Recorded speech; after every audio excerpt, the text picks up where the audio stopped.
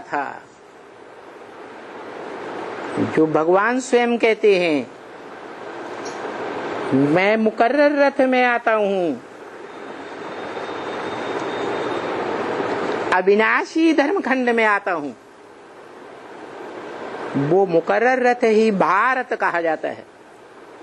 बा माने ज्ञान की रोशनी, रथ माने लगा रहने वाला, जो सदैव ज्ञान की रोशनी में लगा रहने वाला है, संगम में भी ज्ञान की रोशनी में लगा रहने वाला, और सतयुग त्रेता में भी ज्ञान का जो सार ज्योति बिंदु आत्मा की स्मृति में लगा रहने वाला, और द्वैतवादी द्वापर युग से ज्ञान के ही आलोड़न में लगा रहने वाला है। गीता शास्त्र से लेकर के वेदों की रचना और वेदों की जो व्याख्याएं हुई हैं, आरण्यक, शतपथ ब्राह्मण आदि, और उनकी भी व्याख्याएं, उपनिषद और उन 18 उपनिषदों की भी व्याख्याएं, पुराण जैसे महाभारत पुराण, श्रीमद् भागवत पुराण, उनकी भी पहले पहले व्याख्या करने वाला वो एक ही व्याख्याकार है, जो संगम युग में सुप्रीम टीचर के रूप में संसार में प्रत्यक्ष होता है। ये तो हुई ज्ञान की बात, वाचा की बात। लेकिन कर्मेंद्रियों के कर्म के द्वारा जो कर्म करता है, उन कर्मों में भी वो हीरो पार्टधारी है, क्योंकि द्वैतवादी द्वापर युग से देहधारी मनुष्य धर्म गुरुओं के आधार पर दुनिया चलती है, धर्म पिताओं के आधार पर, और वो धर्म पिताएं हिंसा का पाठ पढ़ा करके गए, काम विकार की हिंसा बढ़ा करके गए, या अहिंसक बना के गए है? काम विकार की हिंसा बढ़ाते चले गए।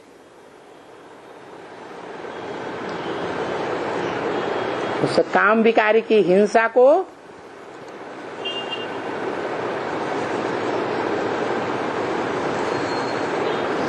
वो बड़ा बच्चा बाप का,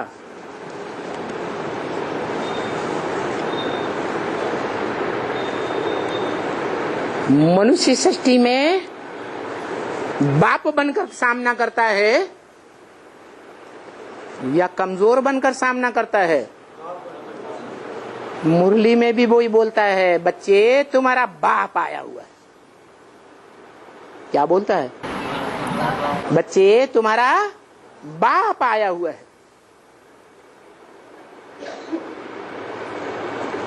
हर बात में तुम्हारा बाप, अच्छाइयों में भी तुम्हारा बाप और बुराइयों में भी तुम्हारा बाप आया हुआ है। तो हिंसा का जवाब काहे से देता है? हिंसा से देता है। बौद्धि धर्म में सिखाते हैं अहिंसा परमो धर्म। जैनियों में भी कहा जाता है क्या? अहिंसा परमो धर्म। अहिंसा ही बड़े से बड़ा धर्म है। तो बताओ, बाप इस सृष्टि में 84 के चक्र में द्वैतवादी युग में मनुष्य जन्म लेते हुए भी विदेशों से आए हुए आक्रांताएं जो बड़े से बड़ी हिंसा पर उतर आते हैं, उनका हिंसा से मुकाबला करता है या बौद्धियों की तरह अहिंसा परमो धर्मा का मंत्र बोल करके हाथ उठा देता है? क्या करता है? हिंसा का जवाब हिंसा से देता है। और हिंसा का जवाब हिंसा से देने के बावजूद हार खाता है या हार खिलाई देता है? तो सत्य है या असत्य है? सत्य कभी झुकता नहीं है, झूठ को झुकना पड़ता है। सत्य के लिए गायन है कि सच्चाई सर पर चढ़ करके बोलती है। चाहे मुसलमान आए हों, इस्लामी आए हों, क्रिश्चियन आए हों, कोई भी आए हों, मुगल आए हों, क्रूर से क्रूर बादशाह बनकर आए हों, औरंगजेब आया हो या अकबर बन करके आए हो, जिन्हें विदेशी हिस्टोरियंस ने अकबर महान करके टाइटल दे दिया। क्या अकबर कैसा राजा था? महान अकबर था। अरे अकबर महान था तो राणा प्रताप को जीत क्यों नहीं पाया? लाखों लाख सेना लेकर के आया और सर पर पांव रख करके सेना भाग खड़ी हुई। तो अकबर महान या राणा प्रताप महान? राणा प्रताप को महान कहेंगे। कभी भी हार नहीं खाई जीवन में।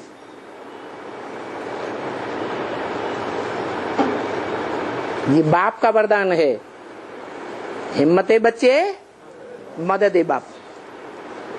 विजय तुम्हारा है, जन्म सिद्ध अधिकार। हार का सवाल ही नहीं। तो बताया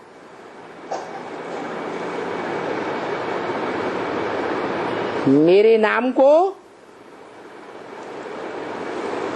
जो कहते हैं शिव बाबा मंदिरों में जाकर, मेरा नाम कोई बदल सकते हैं? है?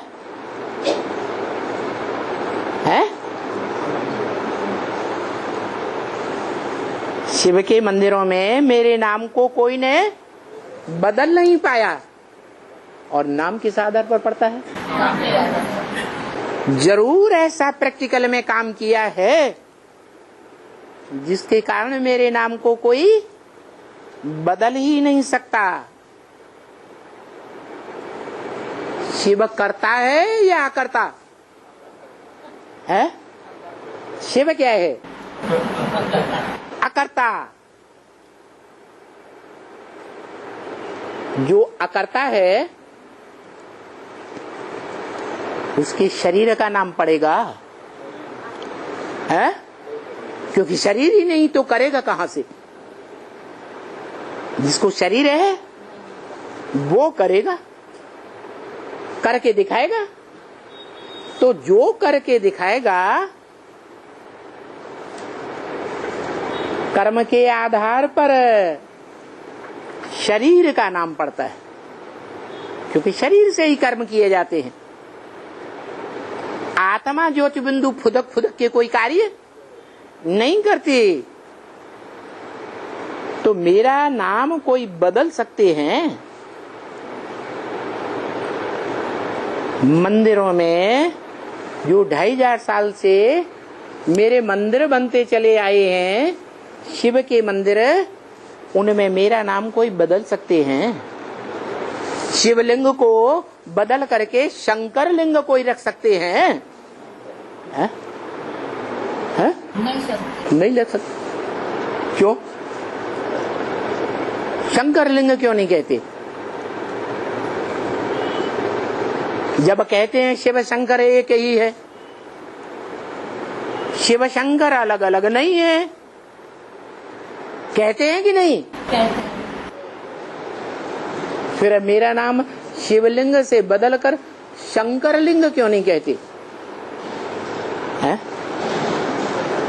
क्योंकि शंकर पुरुषार्थी है, शंकर अधूरा है, संपन्नात्मा नहीं है, शिव समान नहीं है। इसलिए नाम नहीं बदल सकते, नाम बदल करके शंकर नहीं रख सकते, कोई देवता का नाम नहीं रख सकते। मेरा नाम कभी नहीं बदलेंगे। दूसरे सब देवताओं का नाम बदला हुआ है। क्या क्या कहा? सब का नाम बदला हुआ है, सभी आत्माओं का। जिन्होंने भी शरीर लिया है सूक्ष्म वतन में व स्थूल वतन में, क्या अकाले मौत तो मरते हैं तो सूक्ष्म शरीर लेते हैं या नहीं लेते हैं? तो वो सूक्ष्म शरीर धारी आत्माएं चाहे सूक्ष्म वतन में हो चाहे स्थूल वतन में हो, उन सब का नाम बदला हुआ है। मेरा नाम नहीं बदल सकते। क्या? 3 पुरियां दिखाते हैं ऊंचे से ऊंचे देवताओं की, ब्रह्मापुरी, विष्णुपुरी और शंकरपुरी। तो शंकरपुरी की सूक्ष्म दुनिया में शंकर नाम देंगे, उसका नाम शिव नहीं देंगे। और ये भी कहते हैं शिव शंकर एक है। तो मंदिर में जब शिव के जाते हैं तो शंकर लिंग नहीं कहेंगे। क्यों? क्योंकि वो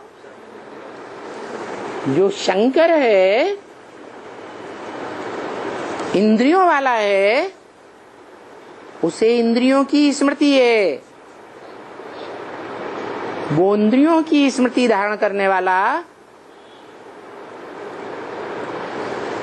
मनुष्य रूप में है या नहीं है?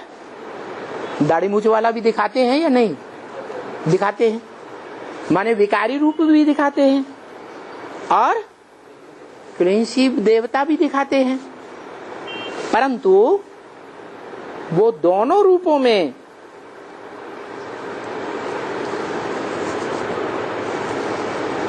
मंदिर में उसे शिवलिंग नहीं कहेंगे।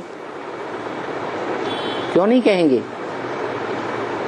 क्योंकि पुरुषार्थी रूप होने के कारण लिंग रूपी इंद्रिय पर उसने विजय है नहीं पाई है जब तक पुरुषार्थी है।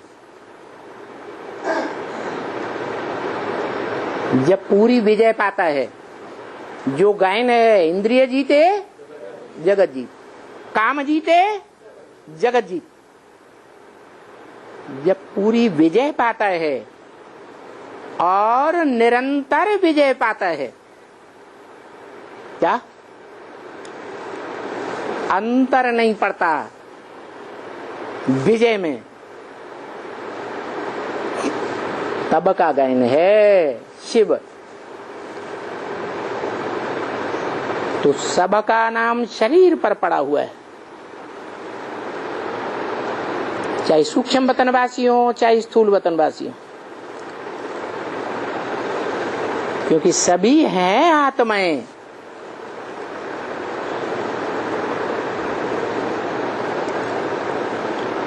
सभी क्या है? आत्माएं। और मैं परमपिता भी नहीं हूं, है। आत्माओं का परे से परे रहने वाला पिता भी नहीं हूं, लेकिन परम पिता जब कहा जाता है तो इसके पीछे क्या शब्द लगाते हैं? परम पिता, परमात्मा। परमात्मा शब्द बाद में क्यों लगाते हैं? परमात्मा परम पिता क्यों नहीं कहते? है क्या भारतीय परंपरा में कोई भी फर्म होगी, दुकान होगी, तो उसका नाम, बाप का नाम पहले और बच्चे बाद में। तो ऐसे ही परम पिता शिव पहले और परमात्मा बाद में। शिव पहले और शंकर बाद में। तो मेरा नाम फिर मुकर्रर कर दिया है ड्रामा में। मेरा नाम ड्रामा में मुकर्रर कर दिया है। मुकर्रर कर दिया है या मुकर्रर नाम शिव पहले से था?